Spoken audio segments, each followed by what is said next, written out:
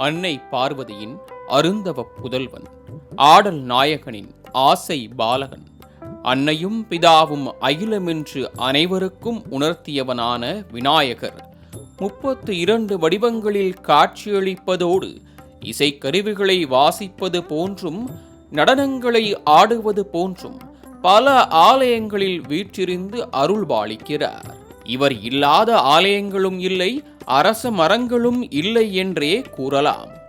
அப்படிப்பட்ட ஆனைமுக தெய்வம் 6 மாதங்கள் வெண்மை நிறமாகவும் 6 மாதங்கள் கருப்பாகவும் மாறும் அதிசயம் நிறைந்த ஆலயம் கன்னியாகுமரி மாவட்டம் நாகர்கோயில் அடுத்த தக்கலை கேரளபுரத்தில் அமைந்துள்ளது.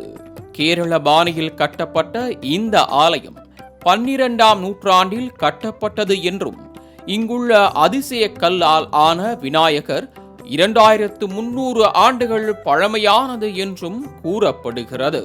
இயற்கையான சூழலில் அமைந்திருக்கும் முகப்பு சன்னதி யானை உருவங்களுடன் காணப்பட உள்ளே ஆலமரமே மேற்கூரையாகவும் அதன் அடியில் ஆனை முகனும் அழகாய் வீற்றிருக்கிறார்.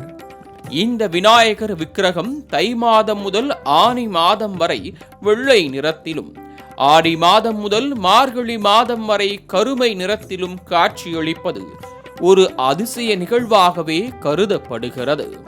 விநாயகர் வெண்மை நிறத்தில் இருக்கும் போது அவர் வீற்றிருக்கும் அரச மரத்தின் இலைகள் பசுமையாக இருப்பதோடு கருப்பு நிறமாக மாறும்போது இலைகள் அனைத்தும் கருகி விழுகின்ற நிகழ்வுகள் இதுவரை விடை தெரியாத வினாவாகவே இருக்கின்றன. இந்த நிறமாற்றம் குறித்து ஆராய்ந்த புவியியல் வல்லுநர்கள் இந்த அதிசய விநாயகர் இந்திரகாந்தம் எனும் அபூர்வ வகை கல்லால் அமைக்கப்பட்டுள்ளதாகவும் அதனால் இந்த அதிசயங்கள் நடப்பதாகவும் தங்கள் அறிவுக்கு எட்டியதை எழுதிவிட்டு சென்றுள்ளனர்.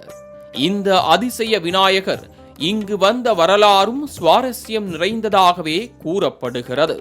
அரச மரத்தடியில் கிடைத்த இந்த விநாயகர் ஆழ்கடலில் கிடைத்தவர் என்றால் ஆச்சரியமல்லவா? கேரள மாநிலத்தில் திருவிதாங்கூரை ஆண்ட கேரள வர்மா தம்புரான் ராமேஸ்வரம் கடலில் புனித நீராட சென்றுள்ளார். அப்போது காலில் தென்பட்ட கல்லை கண்டு ஆச்சரியத்தில் நின்றார். ஏனென்றால் அது கல் அல்ல, முழுமுதற் கடவுளான கணபதி என்பதை அறிந்தான்.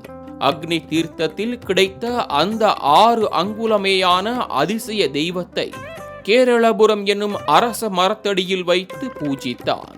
காலம் செல்ல செல்ல அரச மரமும் வளர்ந்தது, அதனுடன் அச்சிலையும் வளர்ந்தது. சிலையாக வீற்றிருக்கும் விநாயகரின் அருளும் பெருகியது.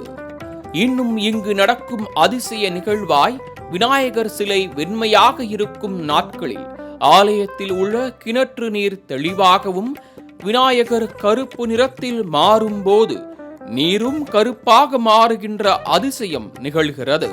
இக்கோயிலில் சிவன் மகாதேவராக சன்னதி கொண்டும் அங்கு சண்டிகேஸ்வரர், நடராஜர், சிவகாமி தெய்வங்களும் வீற்றிருப்பதோடு நாகராஜாக்கள், சப்த கன்னிமார்கள் கோயில்களும் காணப்படுகிறது. இந்த அதிசய விநாயகரையும் திருச்சி மலைக்கோட்டை விநாயகரையும் பிள்ளையார்பட்டி கணபதியையும் ஒரே நாளில் தரிசனம் செய்யும் போது பூர்வ ஜென்ம பாவங்கள் நீங்கி இனிவரும் நம் தலைமுறை செல்வ வளம் பெற்றதாக இருக்கும் என்பது ஐதீகமாக விளங்குகிறது. அதிசய விநாயகரும் அவர் வீற்றிருக்கும் ஆலமரமும் கிணற்று தீர்த்தமும் நிறைந்த இக்கோயிலுக்குள் நிற்கும் போது கண்ணுக்கு தெரியாத அலைகள் நம் உடல் நோய்களை தீர்க்கும் என்பதில் ஐயமில்லை. மாலை முரசு தொலைக்காட்சி செய்திகளுக்காக நாகர்கோயில் செய்தியாளர் மணிகண்டனுடன் கலை மாமணி நந்தகுமார்.